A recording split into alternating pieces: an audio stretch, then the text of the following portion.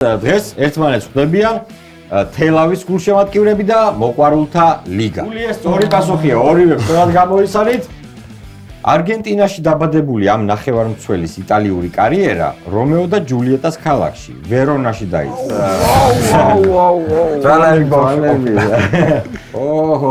ძალიან რთული თამაში გველისწინ მე მგონი.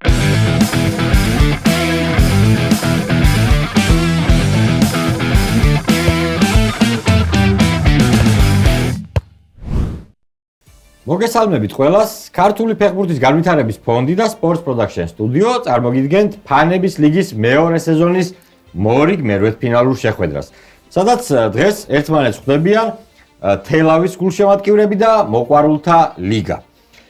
თავიდანვე გეტყვით, სანამ გუნდებს წარვადგენ, გეტყვით, რომ ჩვენი წლევანდელი სეზონის გამარჯვებული წყვილი გაემგზავრება სლოვაკეთში ევროპის ახალგაზრდულ ჩემპიონატზე საქართველოს ნაკრების საქომაგოდ. ასე რომ წარმატებას გისურვებთ, რა თქმა უნდა, ყველას და დავიწყოთ წარდგენა. მოყვარულთა ლიგა, გოგა მაჭარაშვილი და სოტნე კვარაცხელია. მოგესალმებით, ბიჭებო, როგორ ხართ? მოგესალმებით, კარგად. რა ხდება თქვენსკენ როგორ მიდის ამბები მოყვარულთა ლიგაში? ვემზადებით ახალი სეზონისთვის, მე-10 საიუბილეო სეზონი გვაქვს და ვემზადებით განსაკუთრებულად. ძალიან კაი, მე-10 სეზონი, ხუმრობა საქმე აღარაა უკვე. ნამდვილად არა. წარმატებას გისურვებთ, რა თქმა უნდა. მადლობა. და წარმოგიდგენთ თქვენს მეტოქეებს, თელავის გუნდი, ვალერი ბოჭორიშვილი და გიორგი ძამუკაშვილი. მოგესალმებით. სალამი, თქვენსკენ რა ხდება ბიჭებო? ვერ არის კაი ამბავი თქვათ. ერთი წავაგეთ, ერთი მოვიგეთ და იმედია ამის ვერა მოგებებს გავაგრძელებთ. თელავის სახელით ვუყურავთ. კი, მივხვდი. იმედია კი, რა თქმა უნდა, წარმატებას გისურვებთ ჩემპიონატში. ჩვენ გათამაშებაში როგორი გეგმები ხართ? შარშან გეგმებით ხართ? საბრძოლო განწყობაზე თამაშეთ ვახშობს და ძალიან ესეთი კარგი გუნდი იყავით. დრამატულ მატჩში გამოვარდით ჩარშან, მაგრამ ვისთან გამოვარდით ჩარშან? ტორპედოსთან. აჰა, ტორპედოსთან გამოვარდით. კი ბატონო. მაშ ასე ვიწყებთ თამაშს თელავსა და მოყვარულთა ლიგას შორის და პირველი ტურის, უცხოური ტურის პირველი შეკითხვა. არგენტინაში დაბადებული ამ ნახევარმცველის იტალიური კარიერა რომეო და ჯულიეტას ქალაქში, ვერონაში დაიწყო. იქ ისე კარგად ითამაშა, რომ ერთი სეზონის შემდეგ იუვენტუსმა შეიძინა. მაურო კამორანეზი. მაურო კამორანეზის სწორი პასუხია. ბატონო, სწორი პასუხია 1-0, გილოცავთ პირველ ქულას და გავაგრძელოთ მეორე შეკითხვა უცხოური ტურის. ეს შავკანიანი ლონდონელი ნახევარმცველი ერთ-ერთი იშვიათი ინგლისელია, ვისაც კი მილანის ინტერში უთამაშია. სერია A-ში გადასვლამდე ის მანჩესტერ იუნაიტედის შეუცვლელი ფეხბურთელი იყო და ოლდ ტრაფორდულ კლუბთან ერთად 10 ტიტული მოიგო. მათ შორის ორჯერ პრემიერ ლიგა, თითოჯერ კი თასების თასი და ევროპის სუპერთასი. მსოფლიოს 1998 წლის ჩემპიონატის პოლინსი სწორი პასუხია, ბატონო, სწორი პასუხია პოლინსი და 2-0 ანგარიში. მე გაგამხნევ. ხო არ ქონდათ ვერსია თქვენ? ორივეზე ვერსია ქონდა. მაგით უთქვიო, ცოტა უნდა იჩქაროთ ხოლმე თუ ვერსია გაქვს. კი ბატონო, მესამე შეკითხვა. ევრო 96-ზე გატანილი გოლებით ფეხბურთის ისტორიაში სამუდამოდ შესული ეს გერმანელი ქვეყნის საუკეთესო მოთამაშედ 1998 წელს დაასახელეს, როცა უდინეზეში ოლივერ ბირხოფის სწორი პასუხია. ძალიან რთული თამაში გველისწინ მე მგონი, ძალიან მალევე უგრახუნებთ. 2-1 ანგარიში, მეოთხე შეკითხვა უცხოური ტურიდან. 1996-97 წლების სეზონიდან დაწყებული ევროპის ოქროს ბუცი ერთადერთმა ჰოლანდიელმა ფორვარდმა მოიგო 2002-2003 წლების სეზონში. მაშინ ის ესპანეთში თამაშობდა და ლაკორუნიის დეპორტივოს ღირსებას როი მაკაის სწორად დაგახსოვს კიდე? როი მაკაის სწორი პასუხია. არა, ვიძახი აქ. მე მგონი პირველ წინადადებად წავიკითხო ხოლმე საკმარისია უკვე თქვენთვის. სერიოზული მოთამაშეები ხართ. 3-1 ანგარიში და უცხოური ტურის ბოლო შეკითხვა. ეს სამხრეთ ამერიკული გუნდი მსოფლიოს პირველი ჩემპიონატის მონაწილეა. მას შემდეგ კი სულ ორჯერ ითამაშა მთავარ ტურნირზე 1950 და 1994 წლებში. გუნდის მეტსახელია მწვანეები. ამ გუნდის მთავარი წარმატება 1963 წელს მოგებული კოპა ამერიკაა. ეს გუნდი კიდევ იმითაა ცნობილი, რომ მსოფლიო ჩემპიონატის შესარჩევ ეტაპზე ისტორიული პირველი მარცხი აგემა ბრაზილიას. და კიდევ ამ გუნდთან სტუმრად თამაში ყველას ძალიან უჭირს. ბოლივია სწორი პასუხია, რა თქმა უნდა. მას ასე სამი თორი ანგარიში უცხოური ტურის შემდეგ და შემდეგი ტური გვაქვს ფოტოტური. ფოტოტურის პირველი შეკითხვა იქნება რუბრიკა 3-4-ზე, ამოვა ერთ-ერთი ფეხბურთელის ფოტო და რა თქმა უნდა ისე დასწრებაზე უნდა გამოიცნოთ რომელი ფეხბურთელის ფოტოა ეს. მას ასე პირველი ფოტო თუ შეიძლება. აბა დააჭიროთ ჰელავმა. გეცნობათ? გისმენთ? საუთჰემპტონში. პასუხი. თქვი? მიულერი.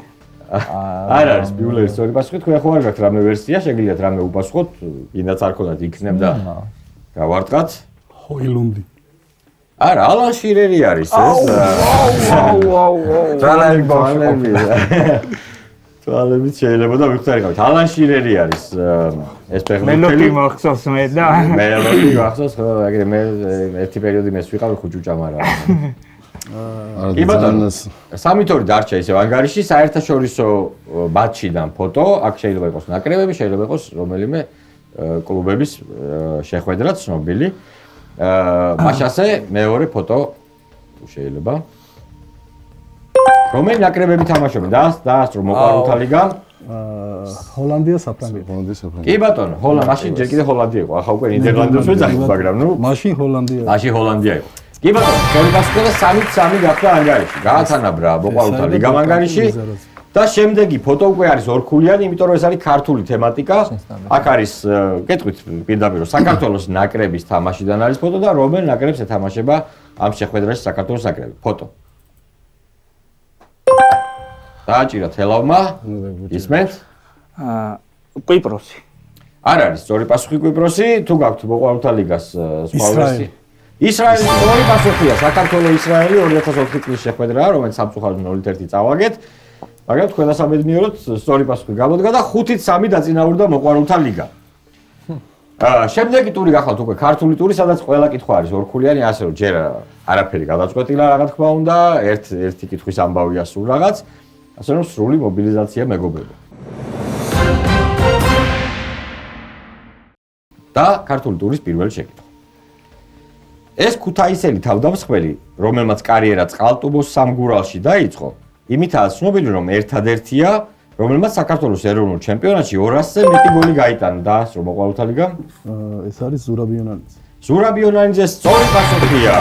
და კიდევ ორი ქულა, 7-3 გახდა ანგარიში. შემდეგი შეკითხვა. ამ დიდებულმა მეკარემ ვარჯიში 35-მე საფეხბურთო სკოლაში დაიწყო და მისი პირველი მწვრთნელი 30-იანი წლების დინამოს გოლკიპერი ალექსანდრე დოროხოვი გახლდათ. 1962 წელს საბჭოთა კავშირის საუკეთესო მეკარე აღიარეს. გისმენთ? ეს არის დავით გოგია. არა, სწორი პასუხი დავით გოგიასთვის მეგონი ცოტა ადრე იყო 1962 წელი, თქვენ შეგიძლიათ ბოლომდე მოусმინოთ შეკითხვას და მერე უპასუხოთ. 1998 წელს კი საქართველოს მე-20 საუკუნის უდიდესი მეკარის წოდება მიენიჭა. თბილისის დინამოს გარდა ერთადერთ კლუბში ითამაშა ქუთაისის ტორპედოში. ისიც ცოტა ხნით. დინამოელი იყო მისი ძმა ალიოშა.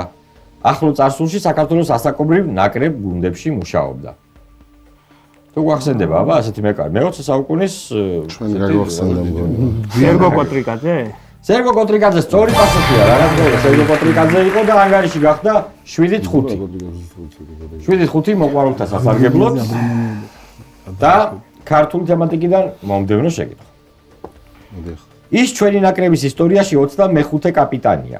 ერთადერთხელ მოირგო სამკლავური და იმ შეხვედრაში საქართველოს ისტორიაში ყველაზე დიდი ანგარიშით მოიგო.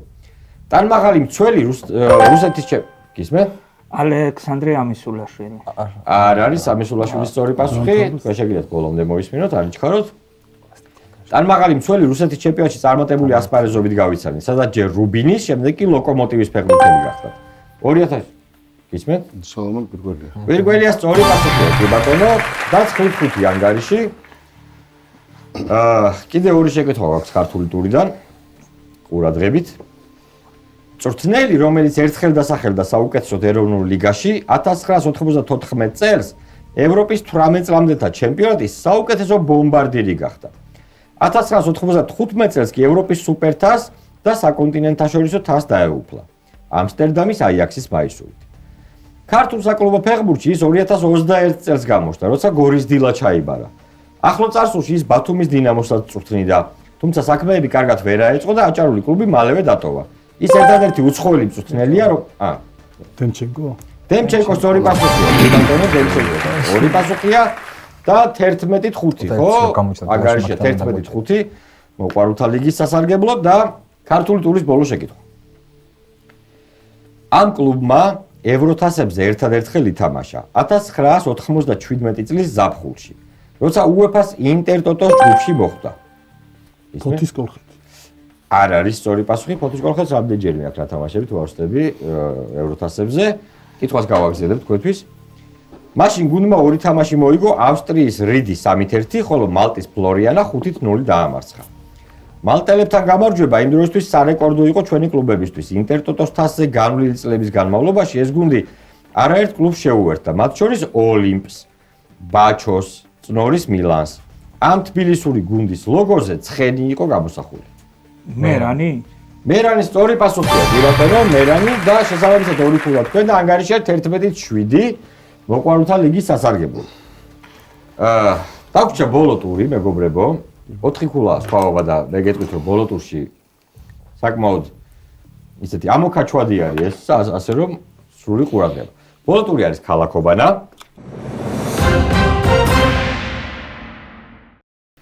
მაშ ასე თუ შეიძლება დავატრიალოთ და ვნახოთ პირველი რაასო იქნება, რაასოზე მოგვიწევს ყველაფერი გაწევს. როგორც კი დაასრულებთ, შეგიძლიათ სტოპ გაიძახოთ ოასოზე. ოასოზე ქვეყანა, ნაკრები, FIFA-ს წევრი ნაკრები, კლუბი, უცხოელი ფეხბურთელი, ქართველი ფეხბურთელი და მწვრთნელი.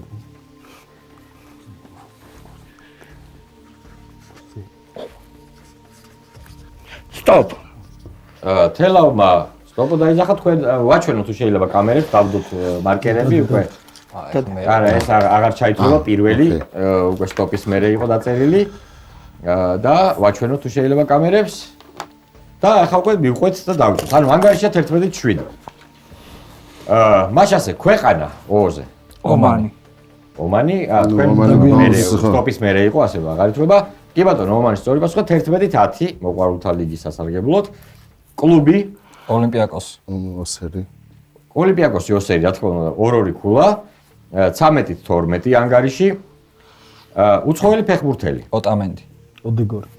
კი ბატონო, სწორია, 15-14 ანგარიში ქართველი ფეხბურთელი. ოქრიაშვილი. ოქრიაშვილი ოდიკაძე 17-16 2 ქულა ისევ და მწვრთნელი თქვენ არ გიწერია თქვენ ონილი, კი ბატონო. და ონილი რა თქმა უნდა სწორი პასუხია 3 ქულა თქვენ იმიტომ რომ ბიჭებს არ უწერიათ, შესაბამისად 19-17 გახდა ანგარიში უკვე თელავის სასარგებლოდ. ახლა ისევ თელავისკენ გადმოიხარა სასწორი, თუმცა წინ კიდევ გვაქვს 2 რაუნდი ქალაქობანასი. შემდეგი ესე იგი იქნება კიდევ ერთი ასო ამოვა, ოღონდ ამ შემთხვევაში პირდაპირ აღარ წერთ, მე ვსვავ კითხვებს და იმის მიხედვით პასუხობთ კითხვებზე. მაშ ასე თუ შეიძლება მეორე ასო.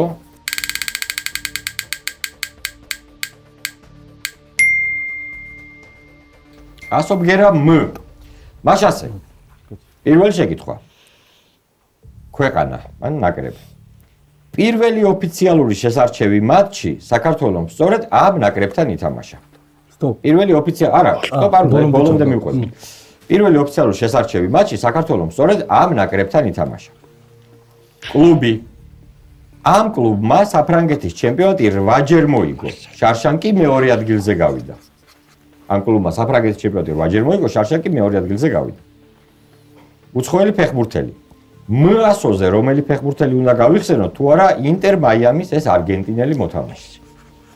მ-ასოზე რომელი ფეხბურთელი უნდა გავიხსენოთ თუ არა ინტერ მაიამის ეს არგენტინელი მოთამაშე. ქართველი ფეხბურთელი. მართალია ამ ქართველმა ფორვარდმა კარიერა საქართველოში დაასრულა, მაგრამ ძირითადი წლები იტალიაში თამაშობდა.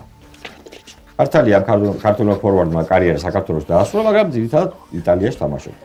და მწვრთნელი FIFA-მ 2010 წლის საუკეთესო მწვრთნელად სწორედ ეს პორტუგალიელი დაასახელა. 2010 წლის საუკეთესო მწვრთნელად FIFA-მ სწორედ ეს პორტუგალიელი დაასახელა. დავასრულეთ და ვიწყებთ. ანგარიში არის ესე იგი 19-17 და მივყვებით. ვაჩვენოთ თუ შეიძლება კამერებს ჩვენი დაწერილი პასუხები, რომ დავაფიქსიროთ. კი ბატონო, დავდოთ და გავაგზავნოთ. პირველი ოფიციალური მატჩი საქართველოს ნაკრების მოლდოვა. თქვენ რა გიწერიათ? მალტა. ოფიციალური შესარჩევი, აქ შესარჩევზე იყო საუბარი, მოლდოვა არის სწორი პასუხი. სამწუხარო თამაში იყო, 0-1 წავაგეთ. და სამი ქულა დაგემატა თქვენ, 22-17 არის ანგარიში. კლუბი რომელმაც საფრანგეთის ჩემპიონატი 8 ჯერ მოიგო, მაგრამ შარშან მეორე ადგილზე გავიდა. მარსელი. მონაკო არის სწორი პასუხი, ვაიმე. არ არის სწორი. შემდეგი შეკითხვა, მუასოზე ინტერ მაიამის არგენტინელი ფეხბურთელი. მესი, კი ბატონო, 23-18. ქართველი ფეხბურთელი, რომელიც საქართველოში დაასრულა კარიერა, მაგრამ ძირითადად კედლიძე, კი ბატონო, 24-19 და წვრთნელი, რომელიც 2010 წელს საუკეთესო მაურინიო. მაურინიო. კი ბატონო, სწორი პასუხია თითო ქულა აქაც დაგემატათ და ანგარიში არის 25-20. ის რა მალტამოთ. 25-20 ანგარიში მეგობრებო, 5 ქულა სხვაობა და დარჩა ბოლო რაუნდი. ეხლა მთავარი 100 გამოვიდა. ამ შემთხვევაში მე უკვე არ გეუბნებით რა 100-ზე გვაქვს კითხვები, უბრალოდ ყველა პასუხი ისევ და ისევ ერთი და იგივე 100-ზე იწყება, თქვენ უნდა მიხვდეთ რა 100-ზე საუბარი. მაშ ასე ვიწყებთ და პირველი შეკითხვა. მსოფლიოს პირველი ჩემპიონი სწორედ ეს ნაკრები გახდა. მსოფლიოს პირველი ჩემპიონი სწორედ ეს ნაკრები გახდა. ამ იტალიურ კლუბს სერია A არასდროს მოუგია, მაგრამ 2000 წელს ინტერ ტოტოს თასი მოიგო. ამ იტალიურ კლუბს სერია A არასდროს მოუგია, მაგრამ 2000 წელს ინტერ ტოტოს თასი მოიგო. უცხოელი ფეხბურთელი. საფრანგეთის ნაკრების ამ მცველმა ბუნდესლიგა უკვე ორჯერ მოიგო ბაიერნთან ერთად. საფრანგეთის ნაკრების ამ მცველმა ბუნდესლიგა უკვე ორჯერ მოიგო ბაიერნთან ერთად. მცველმა. ქართველი ფეხბურთელი. წარსულში თბილისის დინამოს ეს მეკარე სამჯერ გახდა საბჭოთა კავშირის ბრინჯაოს პრიზიორი. თბილისის დინამოს ეს მეკარე წარსულში სამჯერ გახდა საბჭოთა კავშირის ბრინჯაოს პრიზიორი. და მწვრთნელი. ეს ფრანგი თავისი ქვეყნის კლუბებისა და ნაკრების გარდა ლივერპულსა და ასტონ ვილასაც წვრთნიდა. ეს ფრანგი თავისი ქვეყნის კლუბებისა და ნაკრების გარდა ლივერპულსა და ასტონ ვილასაც წვრთნიდა. დავასრულეთ. ვაჩვენოთ თუ შეიძლება კამერებს. პასუხები დავაფიქსირეთ და ვიწყებთ. ესე იგი 25-20-ია ანგარიში. საკმაოდ დაძაბული ამბავია, ხედავ რა პასუხები გაკლიათ, აქეთ არის შევსებული, მაგრამ ნახოთ რამდენად სწორია. 25-20 მაშასე პირველი ქვეყანა მსოფლიო ჩემპიონი, რომელიც პირველი სწორედ ეს ურუგვაი, რა თქმა უნდა, სწორია 26-21. კლუბი, რომელსაც სერია არასდროს მოუგია, მაგრამ ინტერ ტოტოს თასი აქვს მოგებული 2000-ზე. სწორია უდინეზე 27-22. უცხოელი ფეხბურთელი. საფრანგეთის ნაკრების ამ მცველმა ბუნდესლიგა უკვე ორჯერ მოიგო ბაიერნთან ერთად. უპამეკანო სწორი პასუხია, თქვენ არ გიწერიათ 27-25 ანგარიში. ორი ქულაა სხვაობა და ძალიან დაძაბული ამბავია. ნახოთ რა იქნება. ქართველი ფეხბურთელი წარსულში დინამოს ეს მეკარე სამჯერ გახდა ბრინჯაოს პრიზიორი, საბჭოთა კავშირის ბრინჯაოს პრიზიორი. თქვენ არ გაქვთ პასუხი როგორც და მახსოვს ურუშაძე. ურუშაძე სწორი პასუხია, რამაზ ურუშაძე სწორი პასუხია. და 27-28. ერთი ქულით გადაუსწრო მოყვარულთა ლიგამ და ბოლო შეკითხვა გადაწყვეტს ყველაფერს. ეს ფრანგი თავისი ქვეყნის კლუბების და ნაკრების გარდა ლივერპულს და ასტონ ვილასაც წვრთნიდა. ჟერარულია. ულია სწორი პასუხია, ორივე ფრთხილად გამოიცანით. თითო ქულა და შესაბამისად ერთი ქულის სხვაობით სასწაულად დაძაბულ ბრძოლაში დაუკაჩა მოყვარულთა ლიგამ თელავს, მთელი მართლა მთელი თამაში ესე აიწონა-აიწონასავით მიდიოდა. გილოცავთ რა თქმა უნდა ძალიან დიდი მადლობა ბიჭებო მეორე სეზონია უკვე გადასარევად თამაშობთ მართლა ძალიან დიდი სიმპათიებით ვარ თქვენი გუნდის მიმართ ძალიან კარგად თამაშობთ მაგრამ აი რაღაცა პატარა ბოლოსკენ ცოტა იღბალი დაგაკლდათ და ალბათ ისა რა ქვია უცებ სისტრაფე ძალიან დიდი მადლობა თამაშისთვის წარმატებას გისურვებთ რა თქმა უნდა თქვენ წარმატებას გისურვებთ უკვე მეოთხედ ფინალში ჩვენს გათამაშებაში და კიდევ ერთხელ დიდი მადლობა მინდა გადაგიხადოთ მართლა ძალიან დაძაბული და ესეთ დრამატული შეხვედრისთვის ორივე გუნდს რა თქმა უნდა ძალიან კარგი ცოდნისთვის ფეხბურთის ძალიან კარგი ცოდნისთვის მე თუ გითხავ რამაზ ურუშაძემ გადაწყვიტა ეს ამბავი რა და მეუბნებოდა ცოტნე რომ შენ გამოაცხადე მე არ ვიციო და რუშაძე. კი ბატონო. მოკლედ ძალიან დიდი მადლობა მეგობრებო. კიდევ ერთხელ გეტყვით რომ ჩვენი პროექტის წარმომადგენელია ქართული ფეხბურთის განვითარების ფონდი და Sports Production Studio. ჩვენი გამარჯვებული სეზონის ბოლოს ჩვენი გამარჯვებული წყვილი გაემგზავრება სლოვაკეთში, ევროპის ჩემპიონატზე, ევროპის ახალგაზრდულ ჩემპიონატზე, საქართველოს ნაკრების საქომაგოდ. მე კი სულ რაღაც ერთი კვირით გემშვიდობებით შემდეგ თამაშამდე. ძალიან დიდი მადლობა, კარგად მზადდებოდეთ. წარმატება.